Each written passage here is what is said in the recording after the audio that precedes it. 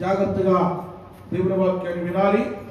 చాలా మంది రాలేదు, వారు కూడా మందిరానికి రావాలి. రేపు దినమన ఆదివారం ఎవరు వచ్చారా ఎవరు రాలేదా అందరిని కూడా నేను గమనిస్తాను, ఖచ్చితంగా అడుగుతాను. అందులో మాత్రం సందేహం ఏమీ లేదు. ఈరోజు నేను చాలాసార్లు ఈ మైక్ ద్వారా మీకు ప్రకటన చేశాను. కాబట్టి అందరూ కూడా మందిరానికి రావాలని ప్రభు పేరిట మనం చేస్తున్నాను. యోహాను సువార్త 16వ అధ్యాయం 33వ వచనంలో చెప్పని మాట నేను ఒకసారి జ్ఞాపకం చేస్తాను. నేను లోకమును జయించి ఉన్నాను అంటున్నాను. ఎవరండి? ప్రభు అయిన యేసుక్రీస్తు నేను లోకమును జయించి ఉన్నానన్నాడు. ప్రభు అయిన యేసుక్రీస్తు లోకాన్ని జయించాడు కనుక ఇప్పుడు మనము లోకములో ఉన్నటువంటి ప్రజలమైన మనము కూడా ఆయన శరీరధారిగా ఉన్నప్పుడు లోకమును ఎలా జయించాడో ఇప్పుడు మనము కూడా లోకములో ఉన్నటువంటి తన బిడ్డలైనటువంటి మనము, దేవుని బిడ్డలైన మనము, యేసుక్రీస్తు రక్తములో కడగబడిన బిడ్డలైన మనము, ఆయన బిడ్డలుగా ముద్రించబడిన మనము, ఆయన కుమారులము, ఆయన కుమార్తెలమైనటువంటి మనము ఈ లోకములో ఉన్నటువంటి బిడ్డలు ఈ లోకాన్ని జయించాలి. ఈ లోకాన్ని జయించాలంటే మనం ఏమి చేయాలో 4 విషయాలు ప్రభు చిత్తమైతే 4 విషయాలు మీకు జ్ఞాపకం చేయాలని ఇష్టపడుతున్నాను. మొట్టమొదటిగా ఈ లోకాన్ని మనం జయించాలంటే మొట్టమొదటిగా మనం చేయవలసింది ఉంటుంది. అది మీకు జ్ఞాపకం చేస్తాను. భక్తుడైన దావీదు గారు అంటున్నాడు, ఆయన ఈ లోకములో శరీరధారిగా ఆయన ఉన్నప్పుడు ఆయన పుట్టుకతోనే నేను పాపములో పుట్టాను, పాపములో నేను పెరిగాను అంటున్నాడు. నిజమేనండి ప్రియమైన దేవుని బిడ్డలారా, మనము కూడా తల్లి గర్భములో రూపించక మునిపే ఈ లోకంలో ఉన్న ప్రజలు కూడా పాపములో పుట్టారు, పాపములో పెరిగారు. భక్తుడైన దావీదు కూడా తల్లి గర్భములో ఉన్నప్పుడే పాపములో పుట్టాడు, పాపములో పెరిగాడు. అందుకనే కీర్తనకారుడు 51వ కీర్తన 5వ వచనంలో ఈ మాట మనకి జ్ఞాపకం చేస్తూ ఉన్నాడు. ప్రియమైన దేవుని బిడ్డలారా, ఆ మాటని నేను జ్ఞాపకం చేస్తాను. ఒకసారి 51వ అధ్యాయము 5వ వచనంలో నేను జ్ఞాపకం చేసుకుంటే, నేను పాపములో పుట్టిన వాడను, పాపములోని నా తల్లి నన్ను గర్భమును ధరించెను. దేవునికి స్తోత్రం కలుగునగాక.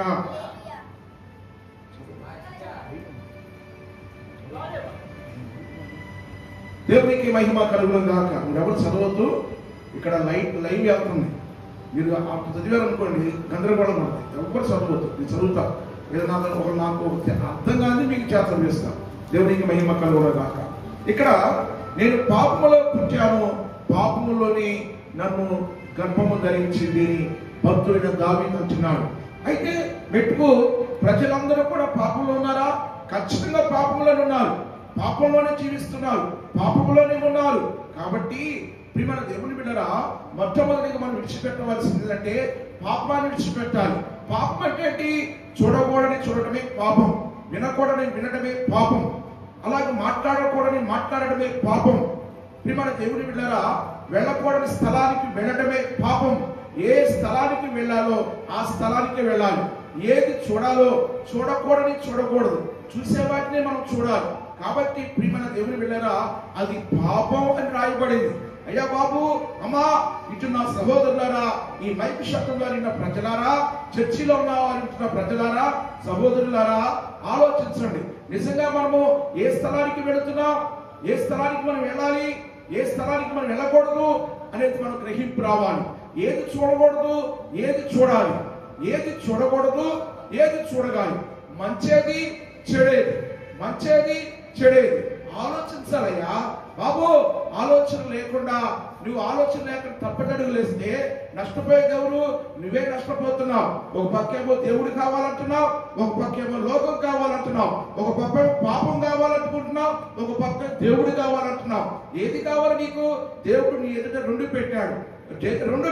కాబట్టి ఏదైనా ప్రియమైన దేవుని బిడ్డరా, ఆ రెండులో మనం కోరుకోవాల్సింది లేదంటే మొట్టమొదటిగా ప్రభువైన యేసుక్రీస్తు లోకాన్ని జయించాడు. ఎందుకో తెలుసా? ప్రభువైన యేసుక్రీస్తు అంటున్నాడు, ఏమంటున్నాడండి? నేను నాలో పాపమున్నదని ఎవరైనా రుజువు చేయగలరా అని అన్నాడండి. అయ్యా, రుజువు చేయగలరా అన్నాడు. ఎప్పుడు అన్నాడు ఆయన అంటే శరీరధారిగా ఉన్నప్పుడు, లోకములో ఉన్నప్పుడు. ప్రియమైన దేవుని బిడ్డలారా, ప్రభువైన యేసుక్రీస్తు రక్తంలో కడగబడిన మనము చాలా జాగ్రత్త కలిగి ఉండాలి. రక్తంలో కడగబడిన మనము ఆయన రక్తంలో ప్రోక్షించబడిన మనము, బాప్తిస్మము పొందిన మనము, బలలో పాలు పొందుతున్న మనము భయము కలిగి ఉండాలి. ఏం భయము? లోక సంబంధమైన భయమా? No, nothing. అది కాదు మనకు కావాల్సింది. కానీ దేవుని భయం కావాలి. దేవుని భయము లేనప్పుడు అనేక లోకం మీద మన దృష్టి పెడతాం. మన భయం లేనప్పుడు లోకంలో జరుగుతున్న వాటి కార్యక్రమాల మీద మనసు పెడతాం. మన భయం లేనప్పుడు లోకంలో వెళ్ళకూడని స్థలానికి మనం వెళతాం. మనకు భయం లేనప్పుడు చూడకూడని మనం చూస్తాం. మనం భయం లేనప్పుడు మాట్లాడకూడదు మనం మాట్లాడతాం. మనకు భయం లేనప్పుడు వెళ్ళలేని స్థలానికి మనం వెళతాం. కాబట్టి ప్రియమైన దేవుని బిడ్డలారా, ఆలోచించమని ప్రభువు పేరిట మనం చేస్తున్నాం. పాపం అంటే ఏదో తప్పు చేస్తే పాపం కాదు. పాపం చేస్తే ఒక వ్యభిచారం చేస్తే పాపం కాదు. దొంగతనం చేస్తే పాపం కాదు. నీ నోటితో మాట్లాడటమే ఒక పాపం. చూడకూడని చూడటమే పాపం. వినకూడని వినడమే పాపం. ప్రియమైన దేవుని బిడ్డలారా, అందుకని బైబిల్లో రాయబడింది. రోమీయులకు రాసిన పత్రిక 3వ అధ్యాయం 23వ వచనంలో మనం జ్ఞాపకం చేసుకుంటే అక్కడ ఏమంటున్నాడండి? ఏ భేదము లేదు, అందరూ పాపము చేసి దేవుడు అనుగ్రహించు మహిమను పొందలేకపోతున్నారు అని వాక్యం తెలియపరుస్తాను. దేవుని మహిమను పొందడానికి దేవుడిని ప్రత్యేకపరిచాడయ్యా. అమ్మా బాబు, ప్రత్యేకపరిచాడు. ఆయన మహిమను చూడాలని, ఆయన మహిమలో నీ అవసరాలు తీర్చబడాలని, ఆయన మహిమను నువ్వు అనుభవించాలని ఆయన లోకములో నిన్ను ఏర్పరిచాడు. లోకములో నిన్ను ప్రత్యేకపరిచాడు. లోకములో నిన్ను పిలిచాడు. ప్రియ సహోదరి సహోదరుడా, ఆలోచించమని ప్రభు పేరిట మనం చేస్తున్నాం. లోకములో నుండి పిలిచిన నిన్ను ఆయన ఎందుకు నేను ప్రత్యేకపరిచాడంటే ఆయన బిడ్డలుగా నిన్ను ముద్రించడానికి, ఆయన పిల్లలుగా నిన్ను ముద్రించడానికి, ఆయన కొరకు నిన్ను ఏర్పరచుకున్నాడు. ఆయన కొరకు నిన్ను ఆయన లోకం నుండి నిన్ను తీసుకొచ్చాడు. కాబట్టి నువ్వు ఆయన కోసమే బ్రతకాలి. లోకంలో ఆశలు చంపివేయాలి. లోకంలో ఉన్న వాటిని చంపివేసుకొని, ప్రభువా నీవే నాకు దిక్కయ్యా, నీవే నాకు కావాలి ప్రభు అని ప్రభు సన్నిధిలో మనం గనక ఆయన మీద ఆధారపడితే, ఆయన వైపు మనం చూస్తే దేవుడు మన వైపు చూస్తాడు. దేవునికి మహిమ కలుగును గాక. హల్లెలూయా. ఆయన మహిమను మనం పొందుకోవాలంటే మనం ఎలా ఉండాలో ఒకసారి జ్ఞాపకం చేసుకోవాలి. ప్రియమైన దేవుని బిడ్డలారా, ఒక చీకటిలో నుండి మనల్ని వెలుగులోనికి దేవుడు తీసుకొచ్చాడు. చీకటి అనగా పాపం. పాపములో నుండి, ఆ పాపం అనే చీకటిలో నుండి వెలుగులోనికి దేవుడు నడిపించాడు. కాబట్టి ఆ వెలుగులోని ఉన్న మనము, ఆ వెలుగు మనలో వర్ధిల్లుతూ ఉండాలి. ఆ వెలుగు మనలో ఆశీర్వించబడాలి. ఆ వెలుగులో మనము దీవించబడాలి. ఆ వెలుగులో మనము ఇంకా ఉన్నతమైన స్థితిలో ఆశీర్వాదాలు పొందుకోవడానికి ప్రభు నిన్ను ఏర్పరచుకున్నాడే, ప్రభు నిన్ను పిలుచుకున్నాడే, ప్రభు నిన్ను ప్రత్యేకపరుచుకున్నాడే. ప్రియ సహోదరి సహోదరుడా, ఇంకా లోకం వైపు చూస్తున్నావా? ఇంకా లోకమే కావాలనుకుంటున్నావా? లోకం వైపు చూసిన మనుషులు నష్టపోయిన వారు ఉన్నారు. ఎవరో తెలుసా? లోతు భార్య లోక ఆశలను పోగొట్టుకోలేదు. లోకంలో ఉన్న వాటి మీద మనసు పెట్టింది, దృష్టి పెట్టింది, ఆలోచన పెట్టింది. తన జీవితాన్ని పాడు చేసుకుంది, తన బ్రతుకుని పాడు చేసుకుంది. అంతేకాదు ప్రియమైన దేవుని బిడ్డలారా, ఉప్పు స్తంభం అయిపోయిందని వాక్యం తెలియపరుస్తాం. కాబట్టి పాపము నుండి మనం విడుదల పొందాలి. పాపము నుండి విడుదల పొందితే దేవుని ఆశీర్వాదం, ఆకాశబంధున్న దేవుడు ఆయన నీ చూపు పెడతాడు. ఆయన నీ మీద ఒక చూపు పెడతాడు, దృష్టి పెడతాడు, ఆలోచన పెడతాడు. నిన్ను తన బిడ్డగా ముద్రించినందుకు ఆయన ఖచ్చితంగా నిన్ను ఆశీర్వదిస్తాడు. ఎందుకో తెలుసా? భక్తుడైన దావీదు, ప్రియమైన దేవుని బిడ్డలారా, ఒక కుంటివాడు అంటున్నాడు. ఆ కుంటివాడు భిక్ష పడుకుంటా ఉన్నాడు. దారి ప్రక్కన కూర్చొని భిక్ష పడుకుంటుండగా ఆ వ్యక్తులు అంటున్నారు, ప్రియమైన దేవుని బిడ్డలారా, ఏంటి ఇక్కడ శబ్దం వినపడుతుంది? ఏంటి? ఏం శబ్దం ఇది? చప్పట్లు, కాలు చప్పుట్లు వినపడుతున్నాయి ఏంటి? అయ్యా బాబు, ఏంటి ఇక్కడ చప్పట్లు ఏంటి? ఏదో చప్పుట్లు వినపడుతున్నాయి అని వాళ్ళు కుంటి వారు కేక వేస్తున్నారు. కేక వేస్తున్నప్పుడు అక్కడ ఉన్నటువంటి ఆ ప్రజలు ఉన్నారు, ఆ వెళుతున్న ప్రజలు అంటున్నారు, ఇది ఈ ప్రాంతంలోనికి నజరేయుడైన యేసుక్రీస్తు ప్రాంతంలో వెళుతున్నాడు, నడుచుకుంటూ వెళుతున్నారు. ఏంటి ప్రవాహం అంటే, ఏంటి జనమయ్యాలంటే యేసు ప్రభు నజరేయుడైన యేసుక్రీస్తు ఆయన నడుచుకుంటూ వెళుతున్నాడని ఆయన వారికి సమాధానం చెప్పారు. దేవునికి స్తోత్రం కలుగును గాక. హల్లెలూయా. ప్రియమైన దేవుని బిడ్డలారా, మనం గమనిస్తే అక్కడ వారు ఆ యొక్క కుంటి వారు కేక వేశారు. ఏమని కేక వేశారు? దావీదు కుమారుడా దాటిపోవద్దయ్యా, దావీదు కుమారుడా దాటిపోవద్దయ్యా. ఎప్పుడైతే ఆ కేక వేశారో అప్పుడు ప్రభు అయిన యేసుక్రీస్తు వారిని దాటిపోలేదు. హల్లెలూయా, హల్లెలూయా. ప్రియమైన దేవుని బిడ్డలారా, ఆయన దాటిపోలేదు, కానీ అక్కడ నిలిచి వారి అవసరతలు తీర్చాడు, వారి అక్కలు తీర్చాడు, వారి బాధని, వారి కష్టాన్ని తెలుసుకున్నాడు. ఈరోజు నీ బాధని, నీ కష్టాన్ని, నీ ఇబ్బందిని తెలుసుకుంటాడు. ప్రియా సహోదరి సహోదరుడా, ఆయన దాటిపోయే దేవుడు కాదు. ఆయన నిన్ను విడిచిపెట్టి పోయే దేవుడు కాదు. ఆయన దాటిపోయే దేవుడు కాదు.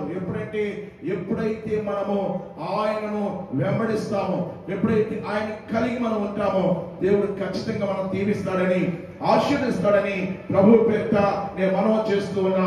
ప్రియమైన దేవుని బిడ్డలారా, మొదటిగా మనం జ్ఞాపకం చేసుకుంటే పాపాన్ని విడిచిపెట్టాలి. ప్రభు అయిన యేసుక్రీస్తు లోకమును జయించి ఉన్నాడు కనుక మనం కూడా ఈ లోకాన్ని ఏం చేయాలట? జయించాలంటే మొట్టమొదటిగా పాపాన్ని విడిచిపెట్టాలి. రెండోదిగా మనం జ్ఞాపకం చేసుకుంటే ప్రియమైన దేవుని బిడ్డలారా, ఇంకో రెండో విషయాన్ని కూడా చెప్పే ముందు మాట జ్ఞాపకం చేస్తాను. రోమీయులు రాసిన పత్రిక 6వ అధ్యాయం 23వ వచనంలో మనం జ్ఞాపకం చేసుకుంటే అక్కడ ఏమంటారండి? పాపం వల్ల వచ్చు జీతము మరణం అన్నాడు. పాపం వల్ల వచ్చు జీతము మరణం. అంటే ఒక పాపము ఏం చేస్తుంది? మరణానికి దారి తీస్తుంది, మరణానికి తీసుకొని వెళుతుంది. కాబట్టి ఒక పాపము ద్వారా ఆ పాపము నుండి, ఆ మరణము నుండి విడిపించడానికి ప్రభు అయిన యేసుక్రీస్తు అయినా, నీ కొరకు నా కొరకు అయినా, 2025 సంవత్సరాల క్రితమైన నీ కొరకు నా కొరకు అయినా ఈ లోకంలో జన్మించాడు. ఈ లోకంలో అయినా మన కొరకు ప్రాణం పెట్టాడు, తిరిగి లేచాడు. కనుక ప్రియ సహోదరి సహోదరుడా, ఆలోచించమని ప్రభు పేరిట మనం చేస్తున్నాం. రాత్రికాల సమయంలో ఒక వాక్యాన్ని మీకు జ్ఞాపకం చేశాను. దయతో ఈ మాటలు వింటున్న పిల్లరా, ఆలోచించమని ప్రభు పేరిట మనం చేస్తున్నాం. రాసుల గ్రంథంలో జ్ఞాపకం చేశాను. మొదటి రాసుల గ్రంథము 17వ అధ్యాయంలో అక్కడ 450 మంది బయలుదేవతలు యెహోవా మరి ఏలియా యెహోవా పక్షమున ఉన్నాడు. వారిద్దరూ కలిసి వారు ఇక్కడ ధూపం వేసినట్లుగా మనం చూసాం. ఆ ధూపం వేస్తున్నప్పుడు వారి ప్రార్థన మరి కాదు, కానీ ఏలియా ప్రార్థన చేయగా దేవుడు ఆలకించినట్లుగా, అగ్ని ఆకాశం దిగి వచ్చినట్లుగా రాత్రికాల సమయంలో మీతో మాట్లాడడం జరిగింది. ప్రియా సహోదరి సహోదరుడా, తెలుసుకోవాలి, గ్రహించాలి. ఏదో విన్నాము దాన్ని వదిలేసి వెళ్ళిపోకూడదు. దాన్ని వదిలేసి వెళ్ళిపోతున్నామంటే దానికి అర్థం ఏంటి? ఇంకా నీకు జ్ఞానం లేదని అర్థం, అజ్ఞానంలో ఉన్నావు అని అర్థం. అజ్ఞానంలో ఉన్నవారు దీవించబడతారా? దీవించబడరు. అజ్ఞానంలో ఉన్నవారు ఆశ్రయించబడతారా? ఆశ్రయించబడరు. అజ్ఞానంలో ఉన్నవారు లోకం మీద మనసు పెడతారు, కానీ దేవుని మీద మనసు పెట్టరు. ప్రియా సహోదరి సహోదరుడా, ఈ రోజు ఉన్న అజ్ఞానంలో నుండి బయటికి రావాలి. అజ్ఞానంలో నుండి బయటకు వచ్చి నీవే తెలుసుకొని ప్రభుని ఆరాధిస్తే, ప్రభుని స్తుతిస్తే, ఆ పిల్లలుగా ముద్రించబడిన తర్వాత ఖచ్చితంగా దేవుడు సహాయం చేస్తాడు. హల్లెలూయా, దేవునికి మహిమ కలుగును గాక. అందుకని మరణము, పాపములో జీతము మరణము కనుక ఆ పాపములను విడిపించడానికి ఆయన లోకానికి వచ్చాడని ప్రభు పేరుని మనం చేస్తున్నాం. రెండోదిగా మనం జ్ఞాపకం చేసుకుంటే ఆయన ఇక్కడ మొదటి యోహాను రాసిన పత్రిక 1వ అధ్యాయం 7వ వచనం అంటాడు. అంటే ఈ పాపంలో వచ్చి మనం ఎలా బయటికి రావాలండి? బయటికి రావడానికి మార్గం ఉందా? ఖచ్చితంగా మార్గం ఉంది. ఎలా మార్గం ఉంది అని మనం జ్ఞాపకం చేసుకుంటే మొదటి యోహాను రాసిన పత్రిక 1వ అధ్యాయము 9వ వచనంలో జ్ఞాపకం చేసుకుంటే అక్కడ అంటాడు, మన పాపములు మనం ఒప్పుకునేలా ఆయన నమ్మదగిన వాడు, ఆయన నీతిమంతుడు కనుక సమస్తమైన దుర్నీతి నుండి మనల్ని పవిత్రులుగా చేస్తాడు అని రాయబడి. మన పాపములు మనం ఒప్పుకోవాలి. ప్రభు సన్నిధికి వచ్చి, ప్రభా తెలుసో తెలియక చేసిన తప్పులు క్షమించాయా, క్షమించు ప్రభా అని ప్రార్థన చేస్తే ఆయన నమ్మదగిన వాడు కనుక, ఆయన నీతిమంతుడు కనుక సమస్తమైన దుర్నీతి నుండి మనల్ని పవిత్రులుగా చేసి అప్పుడు ఆయన కుమారుడైన క్రీస్తు రక్తము చేత మనల్ని పవిత్రులుగా చేస్తాడు. హల్లెలూయా, దేవునికి మహిమ కలుగును గాక. అప్పుడు పాపములో నుండి మనం విడుదల పొందుతాం, పాపం నుంచి విడుదల పొందుతాం. ఆయన నీతిమంతుడు గనక, నమ్మదగిన వాడు గనక మన ప్రార్థన ఆలకించి మన పాపములన్నిటికీ కూడా ఎన్నటికైనా జ్ఞాపకం చేసుకోకుండా ఆ పాపములన్నిటికీ కూడా అగాధములో వేస్తాడట. అగాధములో వేస్తాడని వాక్యం తెలియపరుస్తాం. కాబట్టి ప్రియమైన దేవుని బిడ్డలారా, మొట్టమొదటిగా పాపాన్ని ఏం చేయాలట? విడిచిపెట్టాలి. ఏ పాపములో ఉన్నా ఆ పాపాన్ని విడిచిపెట్టాలి. అది ఏదన్నా కావచ్చు, నీ నోటి ద్వారా వచ్చే పాపం కావచ్చు, అది ఏదైనా కానీ, బూతులైనా, కక్షలైనా, కాక్పండైనా, అది ఏదైనా, అది సిగరెట్ అయినా, అది బీడీ అయినా, అది పొగాకైనా, లేకపోతే పానపరాకైనా, అది కైని అయినా, అది చుట్టలైనా, అది త్రాగుడైనా, అది వ్యభిచారమైనా, అది మోసమైనా, అది అబద్ధమైనా, అది ఏదైనా విడిచిపెట్టాలి. విడిచిపెట్టి ఇక ఎన్నటికీ ప్రభావిన వాటి జోలికి వెళ్ళనయ్యా. అతిక్రమంలో దాచిపెట్టువాడు వర్తనడు, కానీ వాటిని ఒప్పుకొని విడిచిపెట్టేవాడు కనికరము పొందుతారని వాక్యము సామెతల గ్రంథము 8వ అధ్యాయం 28వ వచనం ఈ మాట మనం జ్ఞాపకం చేసుకున్నట్లయితే అక్కడ మనం తెలియపరుస్తా ఉంది. ప్రియ సహోదరి సహోదరుడా, మన పాపములను ఒప్పుకోవాలి. అక్కడ అంటాడు, అతిక్రమను దాచిపెట్టేవాడు వర్ధిల్లడు, కానీ వాటిని ఒప్పుకొని విడిచిపెట్టేవాడు కనికరము పొందుతాడని వాక్యం తెలియపరుస్తాం. దేవుని కనికరం మన మీదకి రావాలంటే అతిక్రమను విడిచిపెట్టాలి. అతిక్రమాన్ని విడిచిపెడితే ఆ అతిక్రమలు ఎప్పుడైతే మనం విడిచిపెడతామో, అతిక్రమను దాచిపెట్టేవాడు వర్ధిల్లడు, కానీ వాటిని ఒప్పుకొని విడిచిపెట్టేవాడు దేవుని కనికరము పొందుతాడు, వాడు వర్ధిల్లుతాడని ప్రభు పేరుని మనం చేస్తున్నా. ప్రియ సహోదరి సహోదరుడా, కాబట్టి పాపమును మొదట ఏం చేయాలట? విడిచిపెట్టాలి. రెండోదిగా మనం జ్ఞాపకం చేసుకుంటే రోమీయుల రాసిన పత్రిక 10వ అధ్యాయం 17వ వచనం జ్ఞాపకం చేసుకుంటే, రెండోదిగా విశ్వాసములో నువ్వు విశ్వాసం ఉంచాలి. విశ్వాసము నీలో ఉండాలి. విశ్వాసములో వర్ధిల్లాలి. మొదటిగా పాపాన్ని విడిచిపెట్టాలి. రెండోదిగా జ్ఞాపకం చేసుకుంటే విశ్వాసము. విశ్వాసం ఎలా వస్తుంది? విశ్వాసం ఎలా పెరుగుతుంది? విశ్వాసంలో ఎలా వర్ధిల్లుతాం? విశ్వాసంలో ఎలా ముందుకు వెళతాం అంటే బైబిల్ చెప్తున్న మాటలు ఏంటంటే, రోమీయులకు రాసిన పత్రిక 10వ అధ్యాయము 17వ వచనంలో మనం జ్ఞాపకం చేసుకుంటే, వినుట వలన విశ్వాసము పెరుగుతుంది అన్నాడు. వినుట వలన విశ్వాసములో మనం విశ్వాసంలో వర్ధిల్లుతాం. చదవండి ఆ మాట. కావున వినుట వలన విశ్వాసము కలుగును. వినుట క్రీస్తును గురించిన మాట వలన మనకి వినుట క్రీస్తును గురించిన మాట వలన కలుగును. చూడండి, ఇక చాలు. ఇక్కడ ఏమన్నాడు? అక్కడ ఏమన్నాడు ఆ మాట? మళ్ళీ మొదలుకొని చదవండి. కాగా వినుట వలన విశ్వాసము కలుగును. దేని గురించి మనం వినాలట? లోక సంబంధమైన సినిమాలా, సీరియల్లా, లోక సంబంధమైన మాటలా? కాదు కాదు కాదు కాదు కాదు కాదు కాదు కానీ ఏమన్నాడు అక్కడ? వినుట యేసుక్రీస్తుని గురించి వినాలి. యేసుక్రీస్తు గురించి తెలుసుకోవాలి. యేసుక్రీస్తు గురించి మనము ఎంతగా తెలుసుకుంటామో, ఎంతగా వింటామో, అప్పుడు చదువుతామో, అప్పుడు మనకేం పెరిగిందట? విశ్వాసం పెరుగుతుంది. హల్లెలూయా, దేవునికి మహిమ కలుగును గాక. ఒక వ్యక్తి విశ్వాసంలో పెరగాలి. ప్రభువైన యేసుక్రీస్తు గురించి తెలుసుకొని విని చదివితే విశ్వాసంలో పెరుగుతారు, విశ్వాసంలో వర్ధిల్లుతారని ప్రభు పేరునే మనం చేస్తున్నాం. అది రెండవ మాటగా మీకు జ్ఞాపకం చేస్తున్నాం. ప్రియమైన దేవుని బిడ్డలారా, మార్కు సువార్త 5వ అధ్యాయం, మార్కు సువార్త 5వ అధ్యాయము, మార్కు సువార్త 5వ అధ్యాయం పరిశుద్ధమైన గ్రంథములో మార్కు సువార్త 5వ అధ్యాయము 27వ వచనం ఒకసారి జ్ఞాపకం చేసుకుందాం. చదవండి.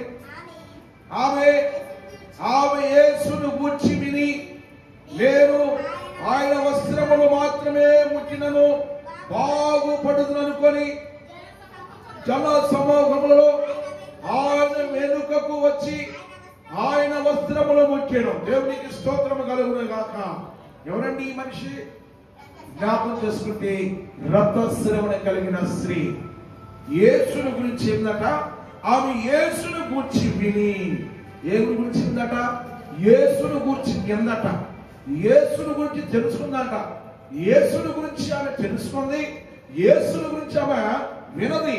ఆమె యేసుని గురించి విని నేను ఆయన వస్త్రమును మాత్రం ముట్టినను బాగుపడుతున్నాను అనుకొని, చూసారా, వస్త్రం మాత్రం ముట్టితే నేను బాగుపడతాను అని ఆమెకి ఏముందట? ఒక విశ్వాసం ఉంది. హల్లెలూయా, చెప్పగలిగా హల్లెలూయా.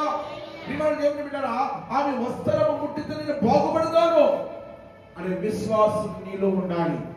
నేను దేవుని వాక్యాన్ని చదివితే నేను నా జీవితం బాగుపడింది, దేవుని గురించి వింటే నేను బాగుపడతాను.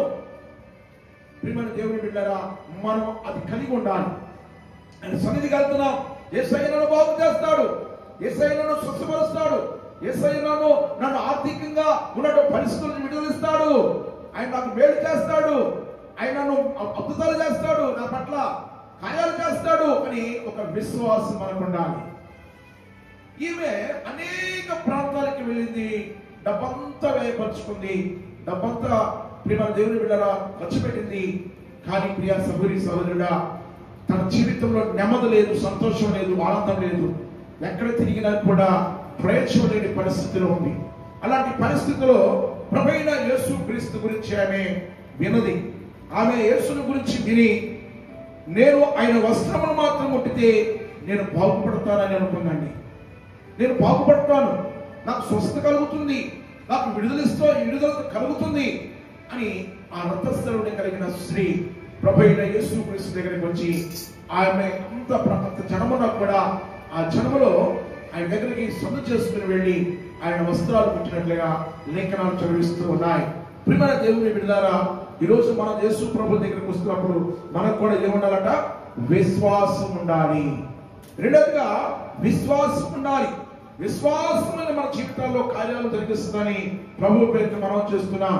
మార్కు సువార్త 1వ అధ్యాయం, మార్కు సువార్త 1వ అధ్యాయం, మార్కు సువార్త 1వ అధ్యాయం 35వ వచనం ఒకసారి జ్ఞాపకం చేసుకుందాం.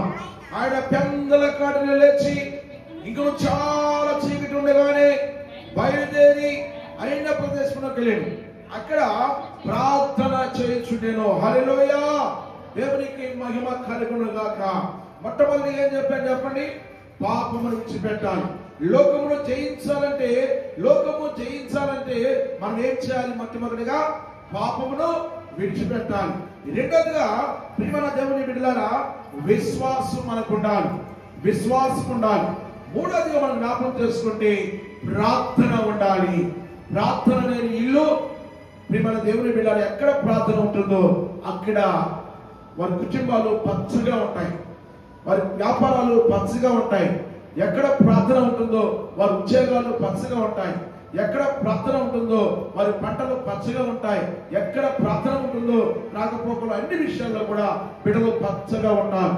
ప్రియమైన దేవుని బిడ్డలారా, వారి చదువుల్లో పచ్చగా ఉంటారు. ఉదాహరణకు మీకు జ్ఞాపకం చేస్తాను. ఒక పంట ఉంది, ఒక పొలం ఉంది. ఆ పొలానికి మనం నీరు పెడితేనే ఆ పొలం పచ్చగా ఉంటుంది. ఆ నీరు లేదనుకోండి, ఆ సీనంతా కూడా ఏమైపోతుంది? ఎండిపోతుంది.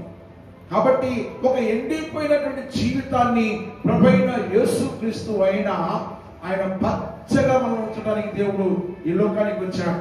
కాబట్టి మన జీవితాలు పచ్చగా ఉండాలి, మన కుటుంబాలు పచ్చగా ఉండాలి, మన పిల్లలు పచ్చగా ఉండాలి, మన ఉద్యోగాలు పచ్చగా ఉండాలి, మన వ్యాపారాలు పచ్చగా ఉండాలి, మనం అన్ని విషయాల్లో పచ్చగా ఉండాలి. అంటే మొదటిగా మన జీవితంలో ఉండవలసింది ప్రార్థనా జీవితం ఉండాలి. హల్లెలూయా, దేవునికి మహిమ కలుగును గాక.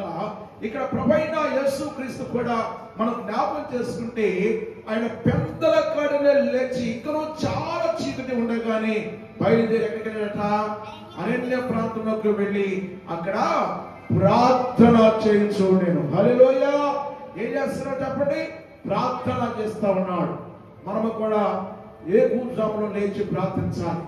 తల్లి బిడ్డల కొరకు ప్రార్థన చేయాలి. మొదటి లెగవగానే మనం చేయవలసింది అంటే ప్రార్థన చేసుకోవడం అలవాటు చేసుకోవాలి.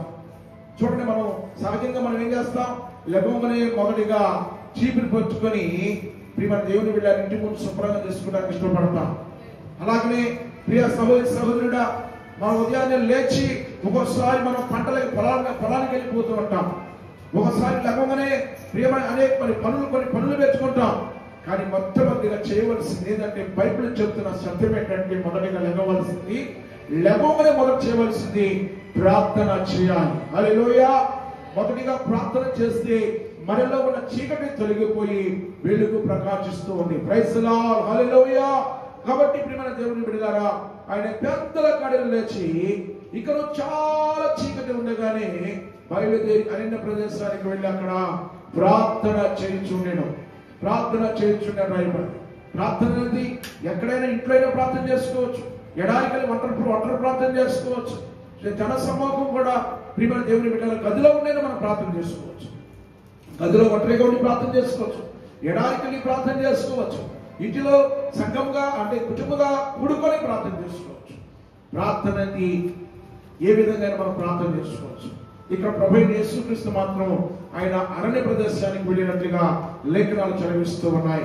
కాబట్టి మనం మొట్టమొదటిగా ఉదయం లేవగానే మనం అరణ్య ప్రదేశానికి వెళ్ళాము కనుక ఇంటిలో ఉండేది మనం ప్రార్థన చేసుకోవచ్చు, తప్పే కాదు. ఇంట్లో ఉండైనా మనం ప్రార్థన చేసుకోవచ్చు ప్రియ సహోదరుడా. కాబట్టి మూడోదిగా ప్రార్థన ఉండాలి, కుటుంబాల్లో ప్రార్థన ఉండాలి. కాబట్టి మూడోదిగా ప్రార్థన ఉండాలి. కాబట్టి ఇక్కడ మనం జ్ఞాపకం చేసుకుంటే కీర్తన 63వ అధ్యాయం పరిశుద్ధమైన గ్రంథాన్ని తెరచి 63వ అధ్యాయం బైబిల్ తెరవండి. 63వ అధ్యాయం తీయండి. కీర్తనకారుడు 63వ అధ్యాయం మొదటి వచనాన్ని జ్ఞాపకం చేసుకుందాం. దేవా నా దేవుడవు నీవే, ఏకువని నిన్ను వెతికేదను. ఎప్పుడు ఎదుగుతున్నట్ట, ఎప్పుడు ఎతకాలంట చెప్పండి. ఏకువని మనం ఆయన ఎతకాలి, ఏకువని మన దేవుని ఎతకాలి, ఏకువని మనం ప్రార్థన చేసుకోవాలి. కాబట్టి మొదటి సమయాన్ని దేవునికి ఒకటి నేర్చుకోవాలి. మొదటి సమయాన్ని లెగవలే, పడక మీద నుంచి లెగవలే మొదటి సమయాన్ని మనం ఎప్పుడైతే మనం ప్రార్థనకి సమయాన్ని ఇస్తామో ఆ పగలంతా కూడా దేవుడు మనకు క్షేమాన్ని ఇస్తాడు. హల్లెలూయా. దేవుడు మనకు సంరక్షిస్తాడు. హల్లెలూయా. దేవుడు కాపాడుతాడు. హల్లెలూయా. దేవుడు మనకు తోడై ఉంటాడు. హల్లెలూయా. దేవుని కాపుదల మనకు ఉంటుందని ప్రభు పేట నేను మనవి చేస్తూ ఉన్నాను. ప్రియమైన దేవుని బిడ్డలారా, 3 విషయాలు మీకు జ్ఞాపకం చేశాం. తర్వాత మనం జ్ఞాపకం చేసుకుంటే ఇక్కడ చివరిగా 4వ విషయం ప్రేమ కలిగి ఉండాలి. ఈనాడు ప్రేమ అనేది చాలా కరువైపోయింది. ప్రేమ ఎంత కరువైపోయిందంటే తోబుట్టువారిలో కూడా ప్రేమ లేవు, అక్కా చెల్లెల్లో ప్రేమ లేవు, అన్నా తమ్ముళ్ళలో ప్రేమ లేవు, అత్తా కోడల్లో ప్రేమ లేవు. ప్రేమ దేవుని బిడ్డలారా, ప్రేమ అనేది చాలా కరువైపోయింది. కాబట్టి ప్రేమ కలిగి ఉండాలి. పరిశుద్ధమైన గ్రంథాన్ని తెరిచి మొదటి కొరింథీయులకు రాసిన పత్రిక మనం జ్ఞాపకం చేసుకున్నట్లయితే మొదటి కొరింథీయులకు రాసిన పత్రిక 13వ అధ్యాయం, మొదటి కొరింథీయులకు రాసిన పత్రిక 13వ అధ్యాయంలో 11వ వచనాన్ని మనం జ్ఞాపకం చేసుకుందాం. కాగా విశ్వాసము, నిరీక్షణ, ప్రేమయు మూడును నిలుచును, వీటిలో శ్రేష్టమైనది ప్రేమే. ఇక్కడ 13వ అధ్యాయం అంటాడు. 13వ అధ్యాయము 2వ వచనం ఒకసారి జ్ఞాపకం చేసుకుందాం. ప్రవచించు కృపావరములో కలిగి వరములన్నీ జ్ఞానవంతియు ఎరిగిన వాడైనను, కొండలను పెగిలింపగల పరిపూర్ణమైన విశ్వాసం గలవాడైనను, ప్రేమ లేని వాడైతే నేను వ్యర్థుడు అన్నాడు.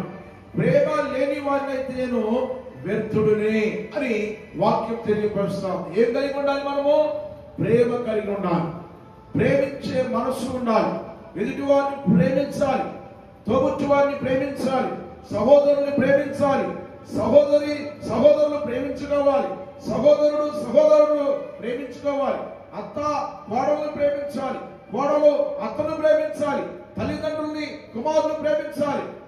ప్రియమైన దేవుని బిడ్డలారా, తల్లిదండ్రులు బిడ్డలను ప్రేమించాలి. ఒకరి పట్ల ఒక ప్రేమ కలిగి ఉండాలి. ఈనాడు ఆ ప్రేమ అనేది చాలా కరువైపోయిన పరిస్థితులు కనబడుతున్నాయి. ఈనాడు ప్రియమైన దేవుని బిడ్డలారా, ఆ ప్రేమ అనేది లేకపోవడం ద్వారానే ఒకప్పుడు చాలా పెద్ద కుటుంబాలు ఉన్నాయి. ఒక కుటుంబానికి 10 మంది సంతానం ఉండేవాళ్ళు. ఏదైనా ఒక ఇంట్లో కార్యక్రమం జరిగితే ఆ పెద్దవాడు, ఆ ఇంటికున్న పెద్దవాడు చెప్పినట్లు అందరూ వినేవాళ్ళు. ప్రియమైన దేవుని బిడ్డలారా, ఆ ఇంటి వాడు చెప్పినట్లుగా, ఆ పెద్దవాడు చెప్పినట్లుగా అందరూ కలిసి, సహోదరులు అందరూ కలిసి, కుమార్తెలు అందరూ కలిసి ఆ వివాహానికి ఘనంగా ఇంటికి ముందు 2-3 రోజులు ముందే వచ్చేవాళ్ళు. ఒక వివాహం జరుగుతుంటే 2-3 రోజులు ముందుగానే వచ్చి ఆ వివాహంలో ఆ ఇంటిలో జరిగే కార్యక్రమాలని కూడా వారు ఆ రెండు దగ్గరుండి చూసుకునేవాళ్ళు. ఈనాడు ఉందా అలాంటి ప్రేమలు ఉన్నాయా? ఈ రోజు ప్రియమైన దేవుని బిడ్డలారా, ఎవరికి వారే అయిపోయారు. ఎవరికి వారే. ఇంటిలో 10 మంది ఉన్నా, 4గురున్నా, ఇద్దరున్నా, ఎవరికి వారే. ఎవరి కుటుంబం వారిది అయిపోయింది. ప్రియా సహోదరి సహోదరుడా, ఎవరి కుటుంబం వారిది అయిపోయిందండి. అంటే ఏమైపోయింది? రాను రాను రాను రాను రాను ప్రేమలో తగ్గిపోయాయి. ప్రియమైన దేవుని బిడ్డలారా, లోకంలో ఈనాడు ఎలా ఉందంటే, ఎవరు డబ్బుంటే వారిని ప్రేమిస్తున్నారు. అది లోక సంబంధమైనవి. మనిషి డబ్బును బట్టి ప్రేమించేవారు లేకపోలేదు. మనుషుడు డబ్బును బట్టి ఎదుటి వారిని ప్రేమిస్తున్నాడు. డబ్బు కాదు ముఖ్యం. యేసయ్య మనం కలిగి ఉండాలి. ప్రభువైన యేసుక్రీస్తుని మనం ఎరిగి ఉండి ఆ ప్రేమను మనం పంచుకోవాలి. ఏ డబ్బు నేను పరలోక రాజ్యానికి తీసుకెళ్ళదు. ఏ ఆస్తులు పరలోక రాజ్యానికి తీసుకెళ్ళవు. ఈ లోకంలో ఉన్నటువంటి నీకున్న ధనాన్ని బట్టి నువ్వు పరలోక రాజ్యం చేరవు, కానీ నీకు కలిగిన ప్రేమను బట్టి పరలోక రాజ్యంలోనికి దేవుడిని తీసుకుని వెళ్తాడు. అమ్మా బాబు అయ్యా, వాక్యం వింటున్న ప్రియులారా, గమనించమని ప్రభు పేరిట మనం చేస్తున్నాం. ప్రేమ కలిగి ఉండాలి. ప్రభువైన యేసుక్రీస్తు లోకంలోనికైనా ప్రేమ కలిగిన వాడు. ఆ ప్రేమను మనం కలిగి ఉండాలి. యేసుక్రీస్తు అందరిని ప్రేమించిన వాక్యం తెలియపరుస్తాం. కాబట్టి మనము కూడా ఆయన ప్రేమ కలిగిన వాడు, ప్రేమమూర్తి కనుక మనము ఆయన ఎరిగిన బిడ్డలో ప్రేమ కలిగి ఉండాలని ప్రభు పేరునే మనం చేస్తూ, ప్రియ సహోదరి సహోదరుడా, ఈ మాటలను నేను ముగిస్తూ ఉన్నాను. ప్రియమైన దేవుని బిడ్డలారా, ప్రభువైన యేసుక్రీస్తు ఏం కలిగిన వాడు చెప్పండి? లోకమును జయించి ఉన్నారన్నాడు. ఆయన లోకములో జయించి ఉన్నాడు. ఇప్పుడు మనము ఈ లోకాన్ని జయించాలంటే మనం ఏం కలిగి ఉండాలో 4 విషయాలు చెప్పాడు. మొట్టమొదటిగా పాపాన్ని విడిచిపెట్టాలి. రెండవదిగా విశ్వాసం కలిగి ఉండాలి. మూడవదిగా ప్రార్థన జీవితం కలిగి ఉండాలి. నాలుగవదిగా ప్రియమైన దేవుని బిడ్డలారా, ప్రేమ కలిగి ఉండాలని 4 విషయాలు మీకు జ్ఞాపకం చేశాను. ఈ 4 అనుభవాలు మనలో ఉన్నాయా? నిజంగా మనం ఉంటే ఈరోజు తనతో లోకాన్ని చేస్తాం. మనం లోకాన్ని చేయించి ఒక ఆత్మీయ బిడ్డలుగా మనం ఉండి పరలోక రాజ్యంలోనికి మనము కూడా వారసులుగా ఉంటామని ప్రభు పేరునే మనం చేస్తూ ఈ మాటలో ముగిస్తున్నాం. దేవుడి ఈ మాటలను దీవించి ఆశీర్వదించుగాక. ఆమేన్. ప్రార్థన చేసుకుందాం. అందరూ కూడా తల వంచండి. ప్రార్థన చేసుకుందాం. అందరూ కూడా తల వంచినట్లయితే కొంత సమయాన్ని ప్రార్థన చేసుకుందాం.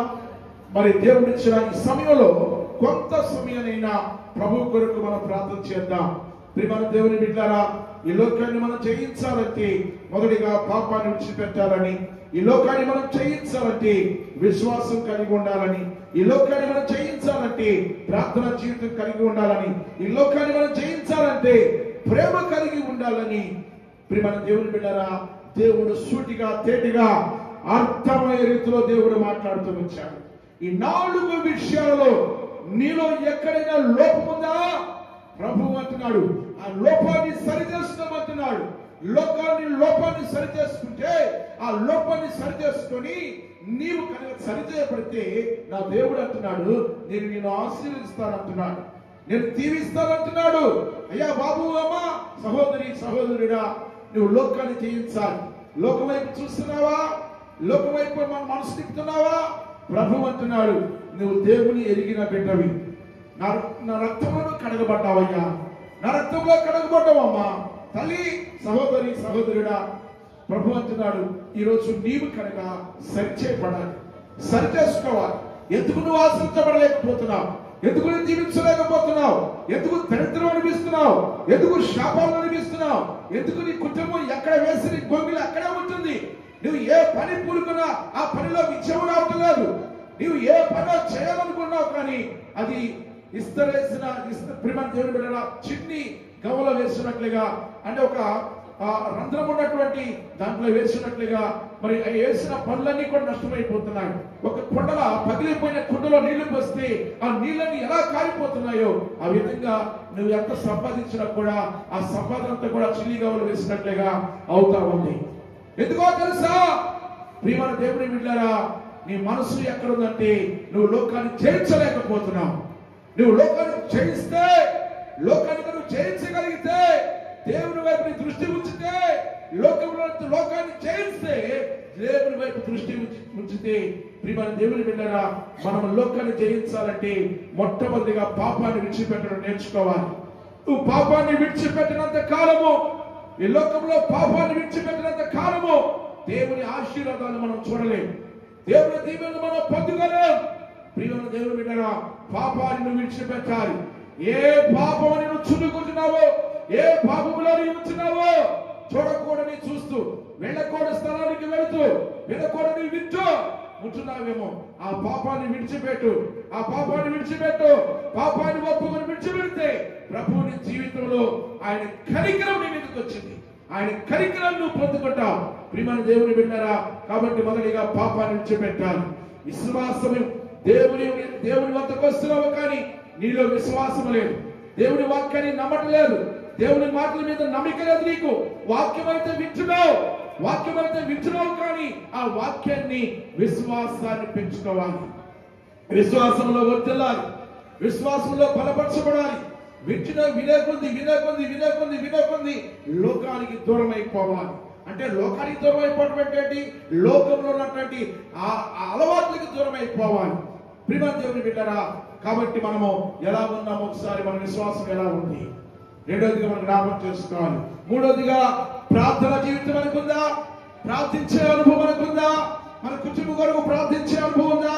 మన పిల్లల కొరకు ప్రార్థించే అనుభవం ఉందా? మన వ్యాపారాల కొరకు ప్రార్థించే అనుభవం ఉందా? మన భర్త కొరకు ప్రార్థించే అనుభవం ఉందా? భార్య కొరకు ప్రార్థించే అనుభవం ఉందా? మన కుటుంబాల కొరకు ప్రార్థించే అనుభవం ఉందా? ఇరుగు పొరుగు వారి కోసం ప్రార్థించే అనుభవం ఉందా? శత్రువుల కొరకు ప్రార్థించే అనుభవం ఉందా? ఒక్కసారి మనం ఆలోచించాలి. సహోదరుడా, ఆలోచించమని ప్రభు పేరు మనం చేస్తున్నాం. ప్రార్థన చేయకపోతే పాపమని వాక్యం చెబుతా ఉంది. నువ్వు ప్రార్థన చేయట్లేదంటే అది పాపం అని వాక్యం తెలియపరుస్తా ఉంది. ప్రియమైన దేవుని బిడ్డలారా, పెద్దల కాడినే లేచి ప్రభువైన యేసుక్రీస్తు ప్రార్థన చేస్తున్నాడు. ఈరోజు మన లోకాన్ని జయించాలంటే, శత్రువుని జయించాలంటే, పాపాన్ని జయించాలంటే ప్రియమైన దేవుని బిడ్డలారా, ప్రార్థనా జీవితం మనకు కావాలి. ప్రార్థనా జీవితం మనం కలిగి ఉండాలి. ప్రార్థనా జీవితం మనలో ఉన్నప్పుడు చీకటి పారిపోతుంది, వెలుగు మన మీదకు ప్రకాశిస్తుంది. వెలుగులో మనం ఉంటామని ప్రభు పేరునే మనం చేస్తున్నాం. ప్రియమైన దేవుని బిడ్డలారా, ఈనాడు ప్రేమ చాలా కరువైపోయింది. ప్రభుత్వాల్లో ప్రేమ లేదు, రక్త సంబంధికుల్లో ప్రేమ లేదు, అన్నదమ్ముల్లో ప్రేమ లేదు, అక్క చెల్లెల్లో ప్రేమ లేదు, అత్త కోడల్లో ప్రేమ లేదు, ఇరుగు పొరుగు వారిలో ప్రేమ లేదు. ప్రేమ చచ్చిపోయింది ఈనాడు. ప్రభువైన యేసుక్రీస్తు తెలుసుకొని కూడా ఆ ప్రేమను మనం కలిగి ఉండట్లేదేమో బాబు. అయ్యా, ఆ ప్రేమ మనం కలిగి ఉండాలి. మన ప్రభువైన యేసుక్రీస్తు ఆయన ప్రేమ స్వరూపి ఉన్నాడండి. ఆయన లోకంలో ప్రేమించాడయ్యా. అమ్మా బాబు, అయ్యా, మనం ఆ ప్రేమ కలిగి ఉండాలని మీకు రెండు చేతులు జోడించి తెలియపరుస్తున్నాను. ప్రేమ సహోదరుడా, ఆ ప్రేమ మనం కలిగి ఉండాలని కోరుకుంటున్నాను. నిజంగా మనం ఆ ప్రేమ కలిగి ఉంటున్నామా? ఆలోచించమని ప్రభు పేట మనం చేస్తూ ఈరోజు మనతో సూటిగా ఈ లోకాన్ని జయించాలంటే ఈ 4 విషయాలు మనలో ఉండాలని ప్రభు పేటని మనం చేస్తున్నాం. ప్రార్థన చేసుకుందాం. ప్రార్థన.